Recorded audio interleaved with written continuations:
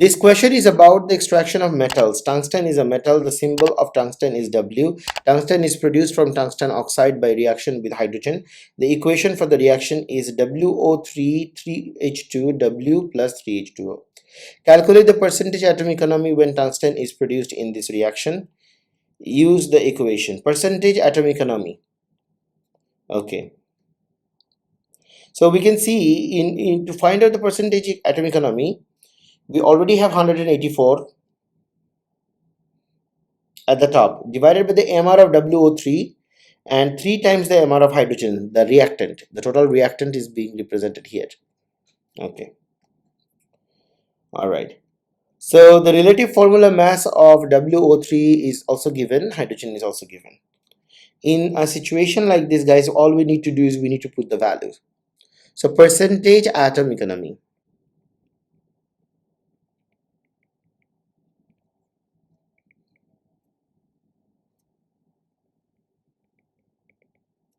So when we add all of this and we multiply this by 100, we get 77.3, which is equivalent to 77%.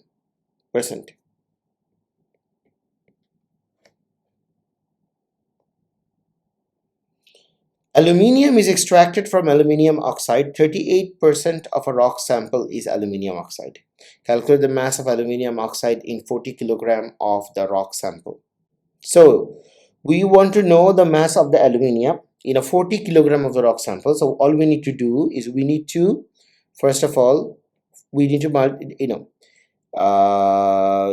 multiply 40 into 38%. All right, when we do that, the answer comes 40 times 38 divided by 100, which is equals to 15 kg. Mass of aluminium oxide. So the mass of aluminium oxide obtained is 15 kg. The formula of aluminium oxide is Al2O3. Calculate the relative formula mass Mr of aluminium oxide. When we are asked to find out the relative formula mass, we can refer it to as Mr, and we can then write down what formula we are finding the Mr for. Like aluminium oxide is Al2O3, it's stated here. So there are 2 aluminiums, so what I'm going to do is 2 times 27, and there are 3 oxygens, so 3 times 16. The total value is 102.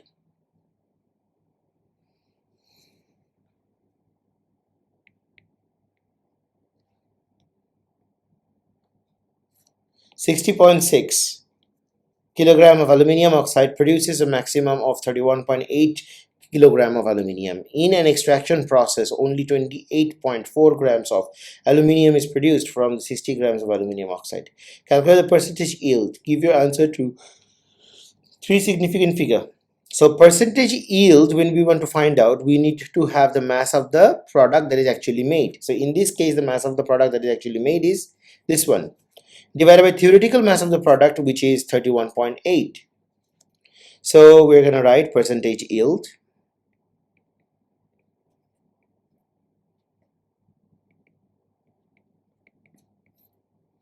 mass of the product that is actually made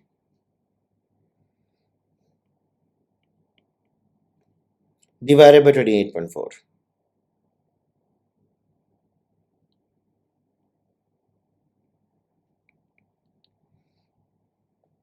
Because it's a percentage yield, so we need to multiply by 100 in order to find out the percentage. Sorry, guys, I need to write the 28.4 on top and 31.8 at the bottom.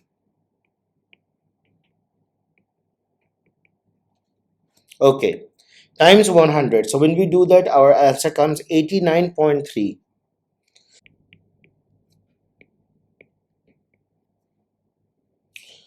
Question number 6.5. Extracting metals by electrolysis is a very expensive process. Explain why aluminium is extracted using electrolysis and not by reduction with carbon. Okay, so aluminium is more reactive than carbon. This should be the first point. Because, see, again, the question says, explain why aluminium is extracted using electrolysis and not by carbon. We know that carbon is good at removing oxygen. However, the problem is aluminium is more reactive than carbon, so the carbon cannot displace the aluminium.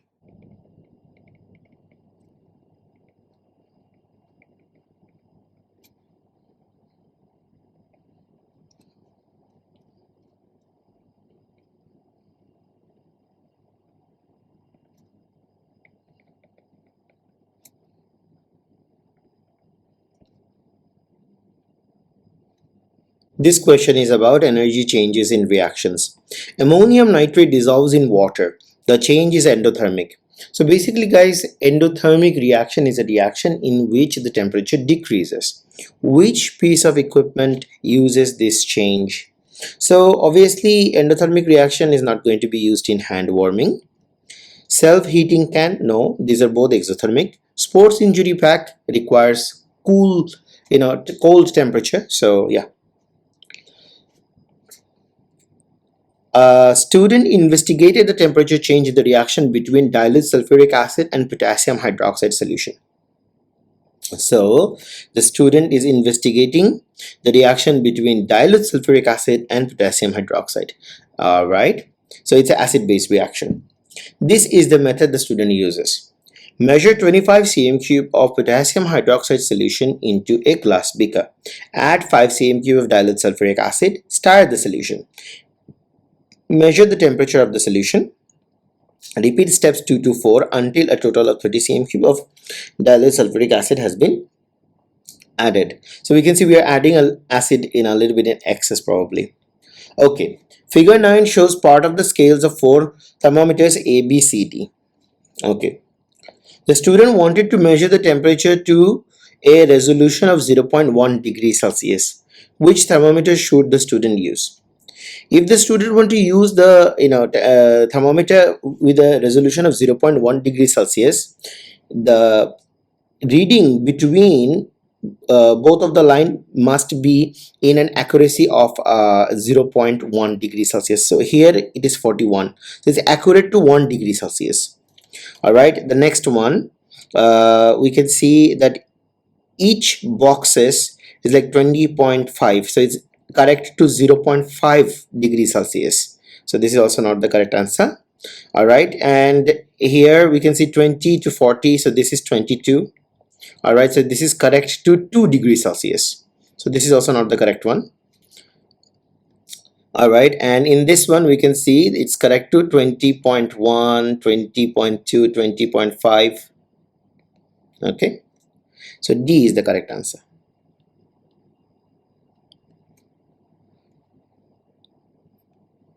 Energy is lost to the surrounding during the reaction. What type of error does this cause in the results?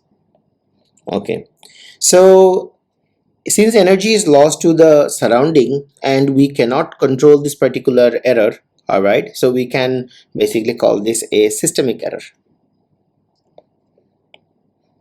The student used a glass beaker for the reaction. Name a container that the student could use instead of the glass beaker to improve the accuracy of the result. So glass beaker, the problem with glass beaker is that it will absorb heat energy, or it will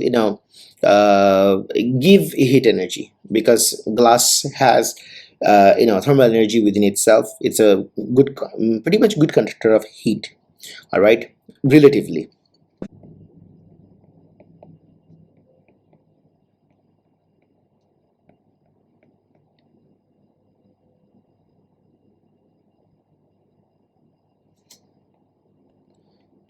Seven 7.5. Table 3 shows the student's result. Volume of dilute sulfuric acid added in cm cube 5. Temperature in degrees Celsius 21.2. 10, 22, 15, 22.8, and so on. Plot the data from table 3 on figure 10. You should draw a line of best fit, extend your line of best fit to the y-axis. Okay, volume of dilute sulfuric acid added in cm cube. All right, so let's see the reading.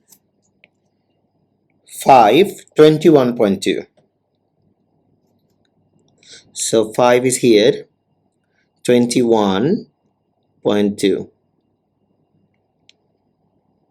We can also give a cross instead. Whichever you're convenient, you can do that.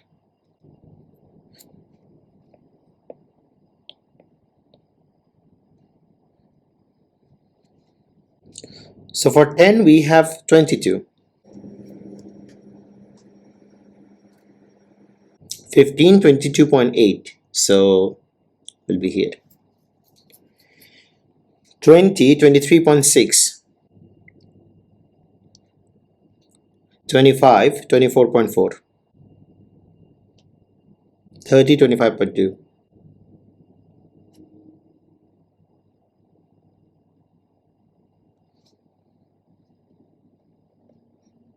Okay, then we have to extend our line of best fit to the y-axis. Okay, so let's do the line of best fit now.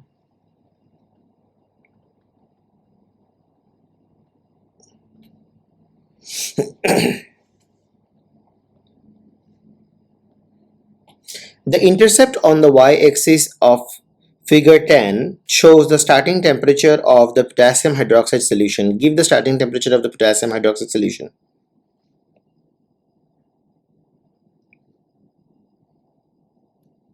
So guys, we can see the starting temperature is 20.5.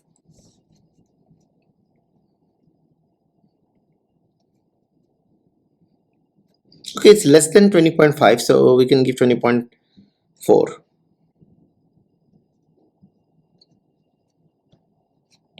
Another student repeated the investigation and obtained an anomalous result. This result was lower than expected. What could have caused the anomalous result?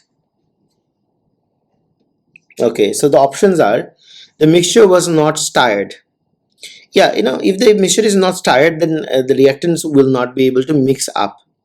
So this could be a possible answer. All right.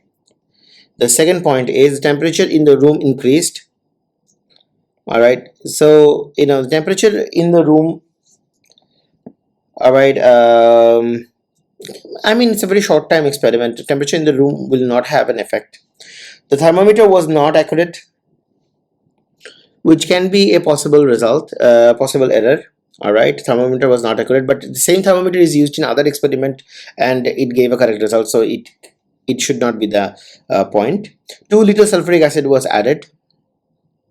All right, yes, if sulfuric acid added, the added volume of sulfuric acid is less, then obviously it will less or more, then it will result in a anomalous result. So definitely this could be an answer. Too much potassium hydroxide solution was used. Potassium hydroxide solution was used in the beginning with the starting temperature, and the temperature only rises if we add the sulfuric acid. So that's why this is not going to be the correct answer. Question number 8. This question is about the periodic table. In 19th century, some scientists tried to classify the elements by arranging them in order of their atomic weights. Figure 11 shows the periodic table Mendeleev produced in 1869. His periodic table was more widely accepted than previous versions. So we can see periods, and we can see the groups and the elements belonging to that particular groups. The atomic weights of tellurium is 128 and iodine is 127. Why did Mendeleev reverse the order of these two elements?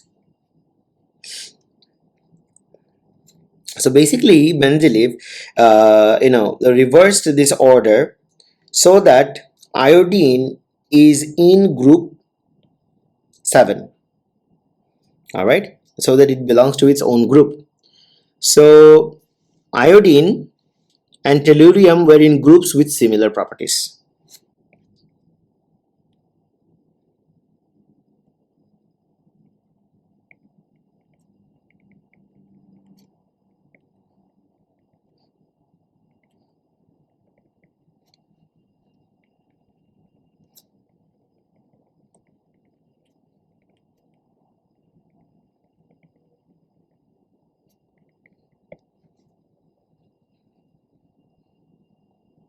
Mendeleev left spaces marked with an asterisk.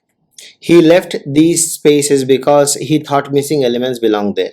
Why did Mendeleev's periodic table become more widely accepted than previous versions? So the main reason why Mendeleev's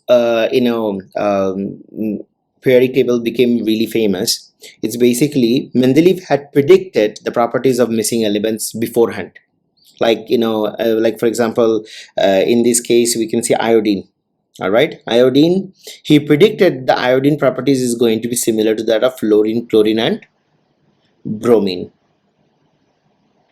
and it turned out to be that way.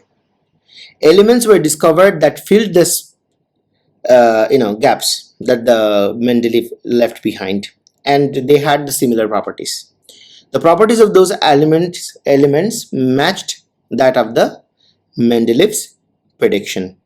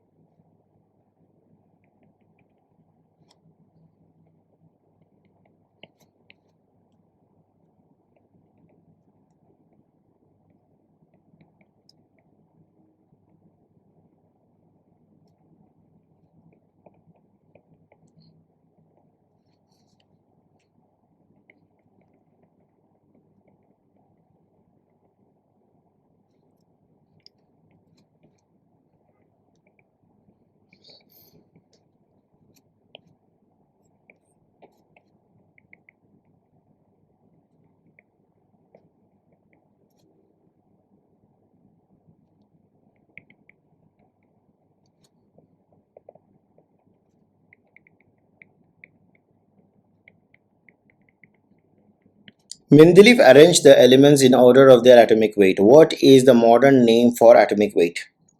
So modern name for atomic weight is actually relative atomic mass. So this is the correct answer.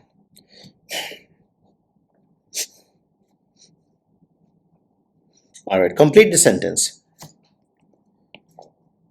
In the modern periodic table, the elements are arranged in order of their proton number.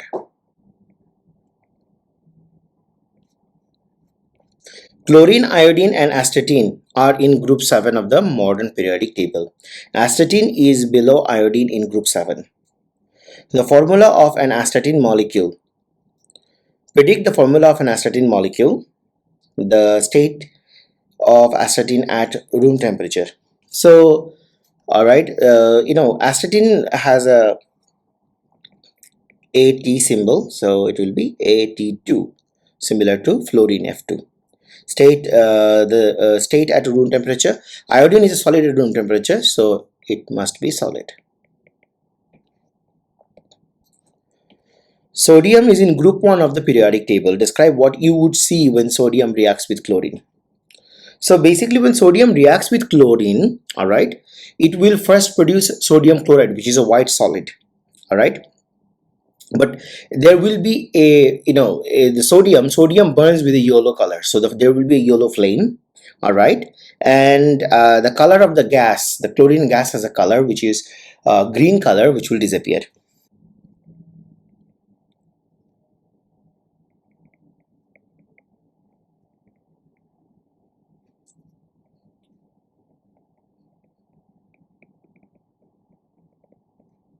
This question is about acids and alkalis. Which ion do all acids produce in aqueous solution? So acids produce hydrogen ion. So H plus ion will be the correct answer. OH minus ions are produced by bases. Calcium hydroxide solution reacts with an acid to form calcium chloride. Complete the word equation for the reaction.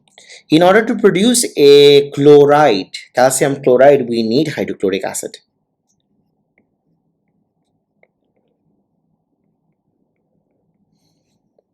So we will produce calcium chloride and water.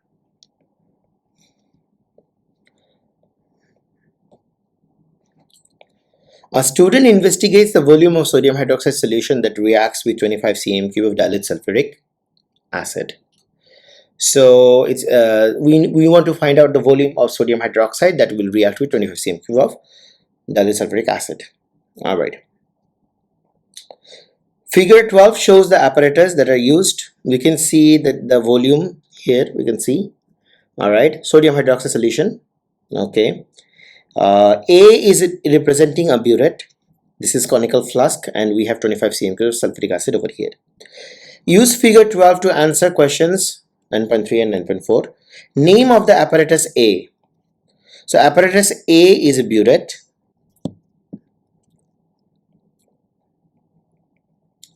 What is the reading on apparatus A? To take the reading for apparatus A, we need to look into the meniscus level. So 20, we have to read from the top. So 27.1, so 27.2, 27.3, 27.4, 27.5, then 27.6. So the reading will be 27.6.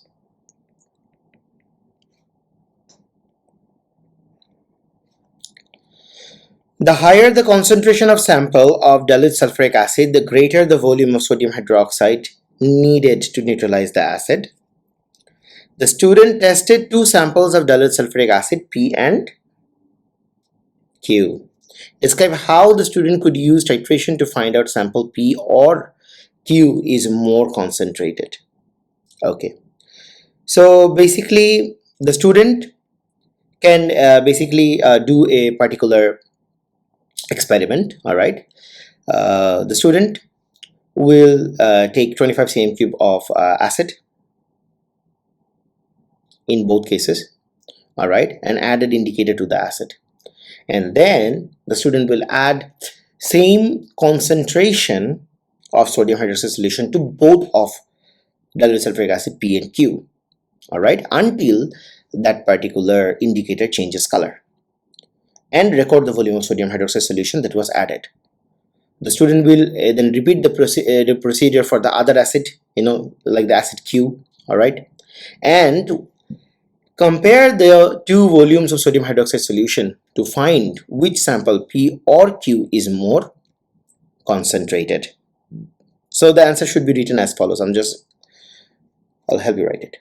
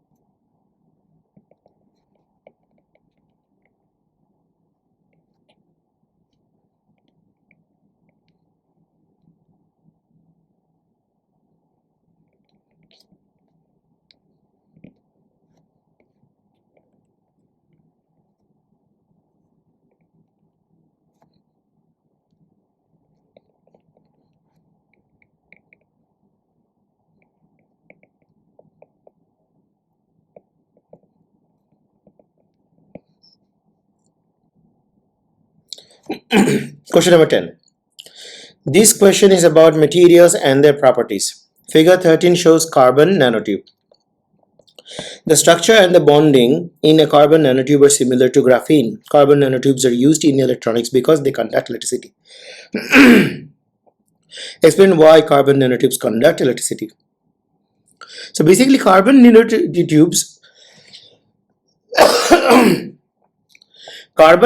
contain delocalized electrons, and these delocalized electrons can move through the structure, and delocalized electrons can conduct electricity.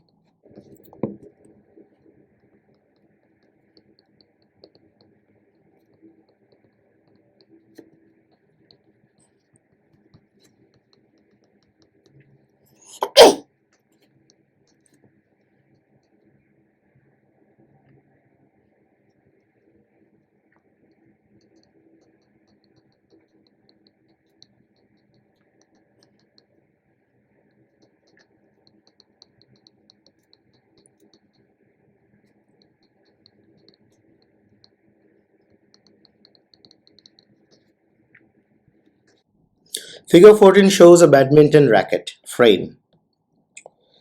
Table 4 shows some properties of materials. Materials could be used to make badminton racket frames. Aluminium, density 2.7, relative strength 0.3, relative stiffness 69. Carbon nanotube and wood. Evaluate the use of this material to make badminton racket frames. Alright, the main thing is wood. We can see with the wood, it has the least amount of density compared to aluminium or carbon nanotube. So it's a lightweight material.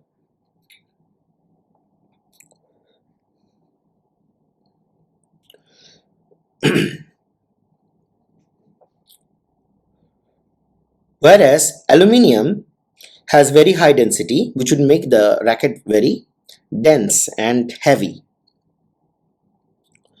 Carbon nanotube is the strongest. As you can see, relative stiffness is very high, relative strength is also very high.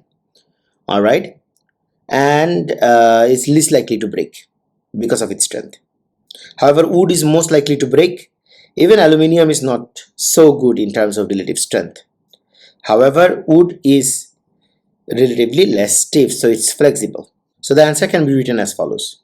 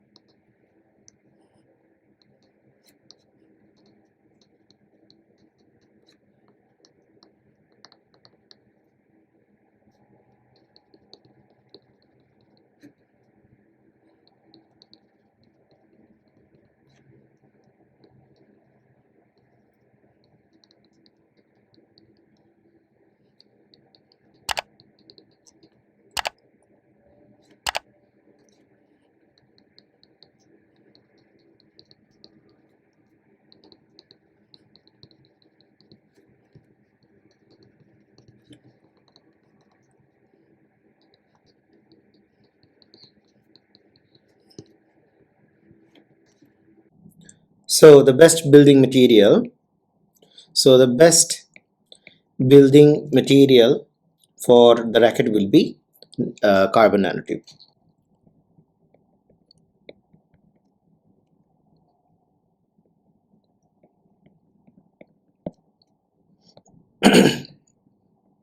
Okay guys, moving to question number 10.3. Zinc oxide can be produced as nanoparticles and are fine particles. A nanoparticle of zinc oxide with side of 82 nanometer, figure 15 represents a nanoparticle of zinc oxide. Calculate the surface area of the nanoparticle of zinc oxide. Alright, and give your answer to the standard form. So since this is a nanoparticle with as we can see all the sides are similar, so calculating the volume will be length into breadth into calculating the surface area will be length into breadth. So 82 times 82, which will give surface area of one of the side, which is 6724 nanometer square. And then if we multiply the 6724 nanometer square with 6, we're gonna get 40344 nm square.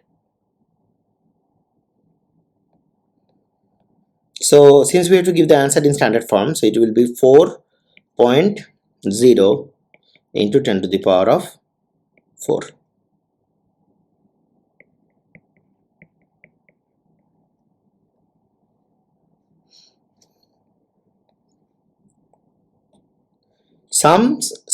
Some sunscreens contain zinc oxide as nanoparticles or as fine particles. Suggest one reason why it costs less to use nanoparticles rather than fine particles in sunscreens. Because nanoparticles are so small, so they can spread over a large surface area. All right, greater surface area to volume ratio covered.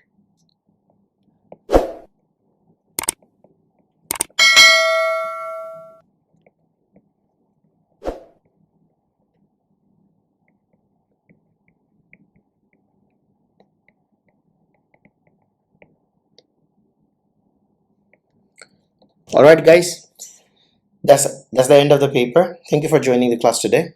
All right, hope you have a very good exam, guys. In order for the channel to grow, I hope whoever gets benefited from this kind of question paper, please watch the full video and subscribe to the channel. All right, let your friends know that videos like these are being uploaded daily.